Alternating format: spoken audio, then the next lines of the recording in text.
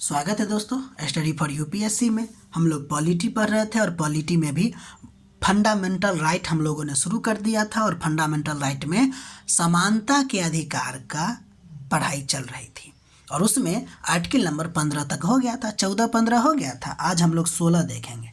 तो स्वागत है आपको पॉलिटी के अध्याय में।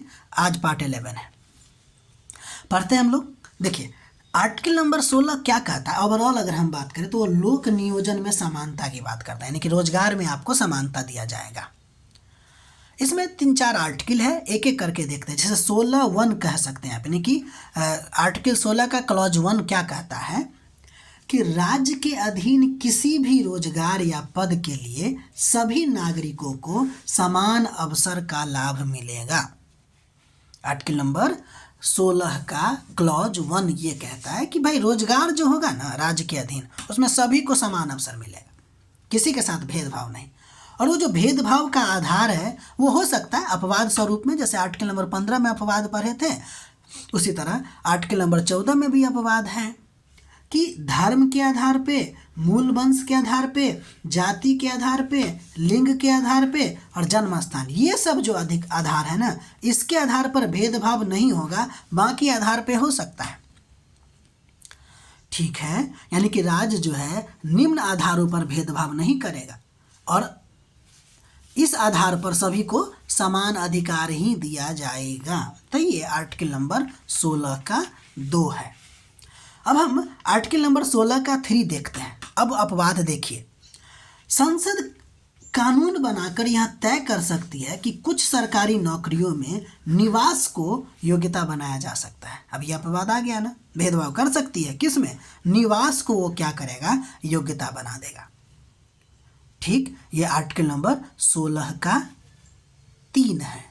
अब हम 16 का 4 देखते हैं और कहता है कि यदि राज्य को लगे कि कोई पिछड़ा वर्ग का सरकारी सेवाओं में प्रतिनिधित्व कम है तो राज्य उसको आरक्षण दे सकता है।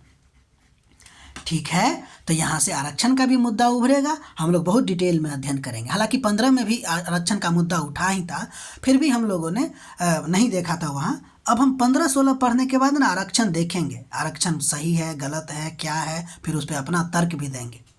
तो आरक्षण दे सकता है कौन? राज्य, 16(4) के अंतर्गत। अब देखिए 16(5) भी है।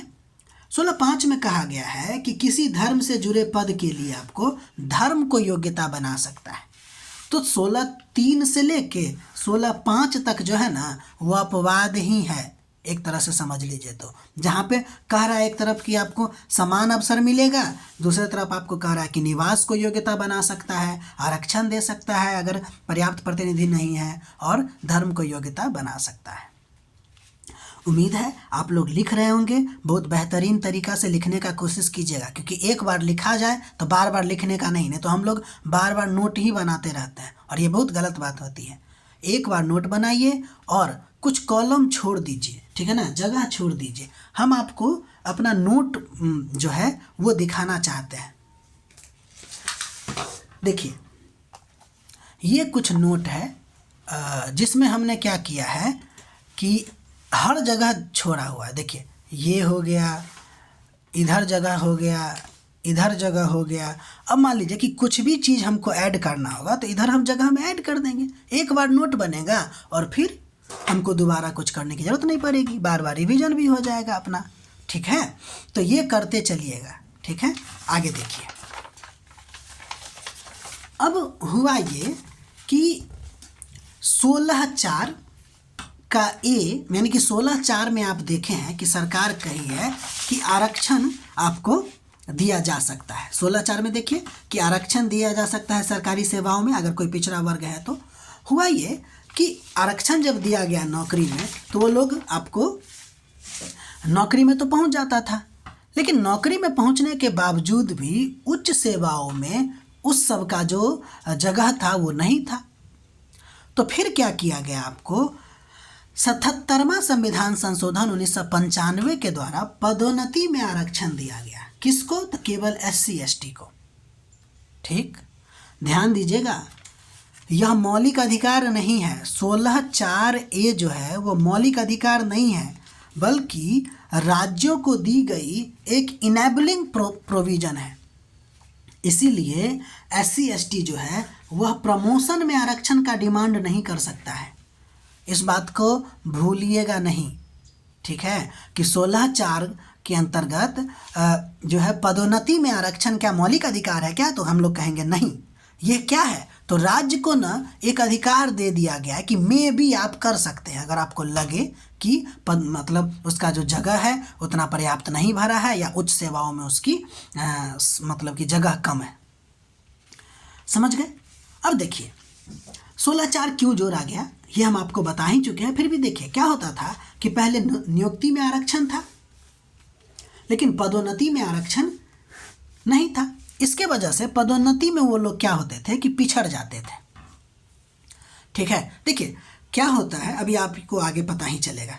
तो देखिए उच्च पदों में उनका जो प्रतिनिधित्व था वो बहुत कम था, क्योंकि SC/ST कर्मचारी प्रमोशन से ऊपर तो पहुंचता था लेकिन बाद में अगर कोई जनरल कैटेगरी के कर्मचारी हैं और वो जल्दी प्रमोशन पा लेता था तो वो सीनियर बन जाता था।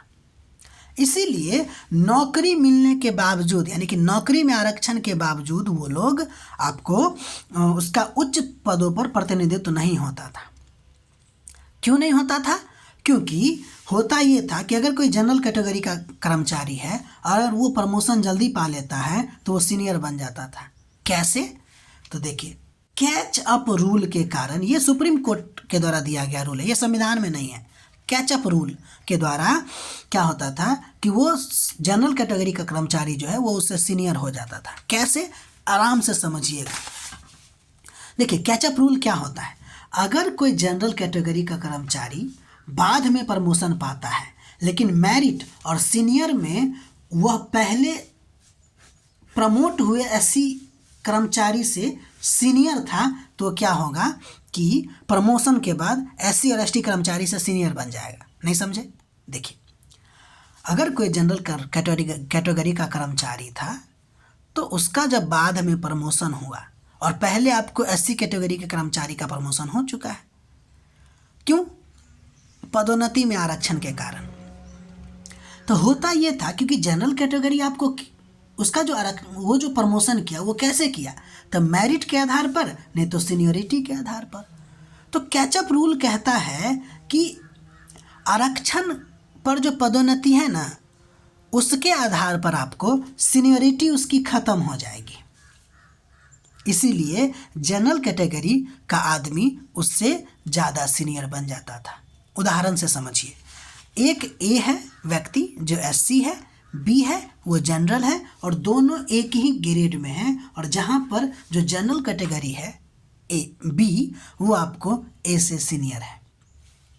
ध्यान दीजिए ईयर 2020 में वो क्या हुआ कि आपको आरक्षण के कारण प्रमोशन उसको हो गया, ठीक है, और वो ग्रेड 2 में चला गया। ईयर 2022 में हुआ कि B को अपना मेरिट के चलते प्रमोशन मिला और वही ग्रेड 2 में गया, यानी कि जहां A गया था वहां B फिर से चला गया। अब कैचअप रूल कहता है कि हम मेरिट के आधार पे सीनियरिटी तय होगी, तो भाई B जो होगा जनरल कैटेगरी का वो सीनियर होगा और A जो कि उसको पहले प्रमोशन हुआ था फिर भी वो जूनियर हो जाएगा। ठीक है, यही होता था कि नौकरी तो मिल जाती थी लेकिन ऊंचे ऊंचे पदों पर उसकी जो कमी होती थी वो आपको कैचअप रूल के कारण होता था।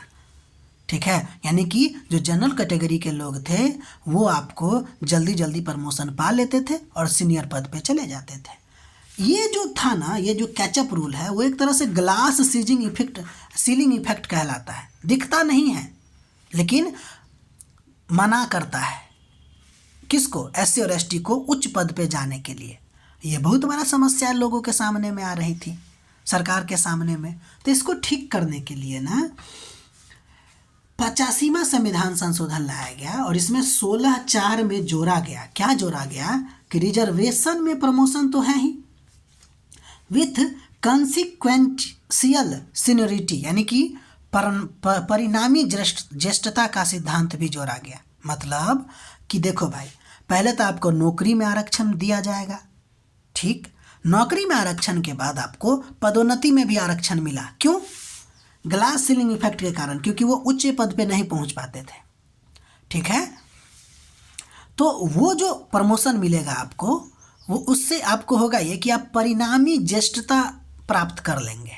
मतलब कि जो पहले परिणामी ज्येष्ठता का सिद्धांत का मतलब जो पहले प्रमोट करेगा वही सीनियर होगा। अब यहाँ पे जनरल वाले को जो मेरिट और सीनियरिटी के आधार पर उससे पहले से था उसको सीनियर नहीं माना जाएगा। आप जब इसको लिखिएगा और क्रम से पढ़िएगा तो ज़्यादा समझ में आएगी। ठीक है, इसलिए इसको लिखने की कोशिश कीजिएगा। ठीक है, मिलते हैं हम लोग अगले वीडियो में। चूँकि ये थोड़ा सा बड़ा हो गया था और इसमें आपको बहुत सारा चीज़ बताना था। अभी 16(4)A हो गया, अब 16(4)B भी हम लोग को पढ़ना है। ये भी आपको जोड़ा गया था 81वां संविधान संशोधन के द्वारा, तो हम लोग इसको आगे पढ़ेंगे। उसके बाद फिर समानता का अधिकार अभी कंटिन्यू रहेगा 18 नंबर तक, आर्टिकल 18 नंबर तक।